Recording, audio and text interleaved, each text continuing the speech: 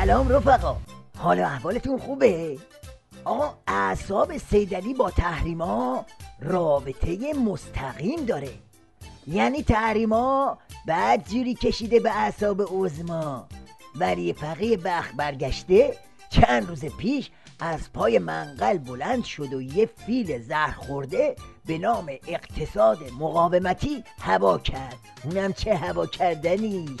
اگر سیاست‌های کلی اقتصاد مقاومتی به طور جدی پیگیری و اجرا شود، امید زیادی وجود دارد که رونق اقتصادی و اصلاح پایه‌های اقتصادی کشور در میان مدت محقق و بخشی از مشکلات مردم حل شود. اول کار همه شروع کردن به حلوا کردن جدیدترین ایده ولی فقیه زهر خورده.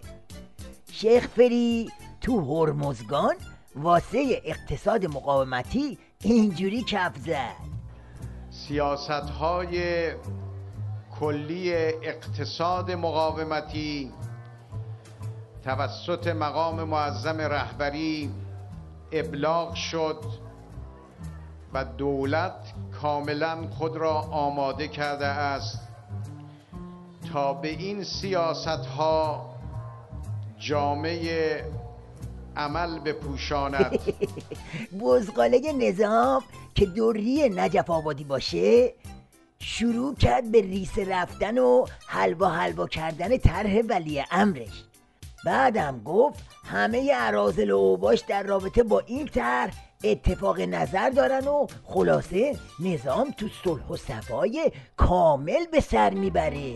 این 24 محوری که توسط مقام معظم رهبری ابلاغ شد فرایند تقریباً فکر برنامه ریزی کشور و کارشناسان و صاحب نظران بود، چون اول این محورها به نحوی در دفتر مقام معظم رهبری و دبیرخانه مجمع تشخیص مصلحت نظام تقریبا بررسی میشه، نقد و بررسی کامل میشه، کمیسیون‌های مختلف روش نظر میدن، بعد به عنوان سیاست‌ها به مجمع داده میشه و سرانجام به عنوان عرض کنم دستور و فرمان به قوای سگانه و مجمع تشخیص مصلحت نظام برای عملیاتی شدن ابلاغ میشه. اما هنوز 10-12 روز از این داستان نگذشته بود که یهو قضیه ترک برداشت و شکاف ولایت شکفت. شربت مداری از اقتصاد مقاومتی یه چماق تراشید و کوبیدش تو ملاج شیخ فری. یقینا اگر مدیر لایق و دردمند و دغدغه‌داری برای تحقق اهداف اقتصاد مقاومتی به کار گمارده شود، نه از تشر و اخم دشمنان بیرونی می‌هراسد و جا می‌زند و نه در میانه راه درد مردم را فراموش می‌کند و همه راه‌ها را به غرب و بیرون مرزها ختم شده می‌داند. از اون طرف ورق پاره‌های کوسم مثل همیشه آدرس شیطان بزرگ رو دادن و اقتصاد مقاومتی سیدعلی رو چسبوندن به قبله آمال اکبرشاه. در سیاست‌های کلی اقتصاد مقاومتی که اخیراً از سوی رهبری ابلاغ شد، بر استفاده از توسعه پیوندهای راهبردی و گسترش همکاری و مشارکت با کشورهای منطقه و جهان به ویژه همسایگان تأکید شده است. زیرا هنگامی که روابط کشورمان با منطقه در هم تنیده شود، کشورهای همسایه زیر بار وضع تحریم‌های جدید نمی‌روند. بابا کار این کوسه از سیریشکاری گذشته، میگه باید تنیده بشیم. یعنی میخواد ریش ولایت رو ببافه به کراوات غربیا. حالا سوال اینجاست که سیدعلی خودش این وسط کجاست؟ اینطور که پیداست عظمای آویزون در حال تاب خوردن بین این وریا و اون وریاست. ولی فقیه نگو، پاندول بگو. دوره ملا دیگه آخر شده، شیخ ترور وارث‌تر شده. سیدعلی کف کرده سر دوراهی، بد بوده حالش حالا بدتر شده. غنی کنه بمبشو، صاف میکنن فکشو.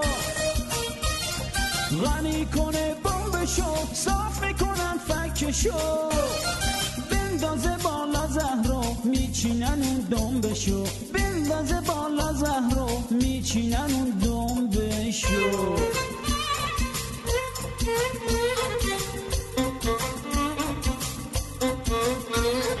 هاشمی از عاقبتش ترسیده ماست و خیار و جام زهرا چیده سیدلی جای این که لب تر کنه منقل و بمب و هسته رو چسبیده غنی کنه بمبشو صاف میکنن فکشو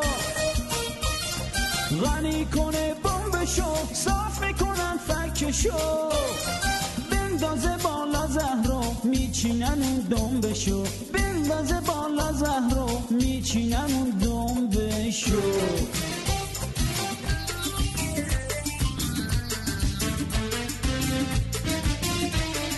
من میخوام عزبارو داغون بکنم ریخته شد اون دون بکنم باور و بچ نظامشو قیمه بادم چون بکنم به صف مشت و سیلی فیسشو مهمون بکنم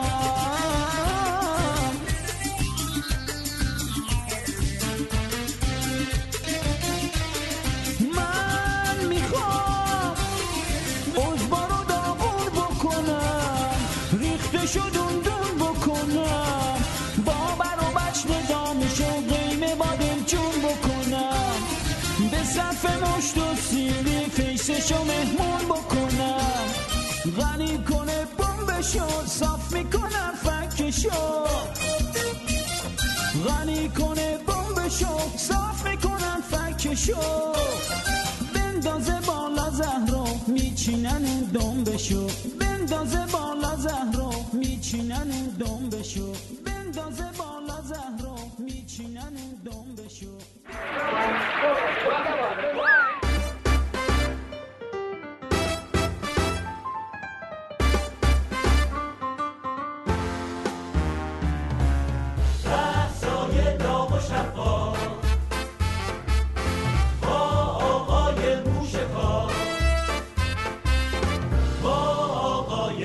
شکار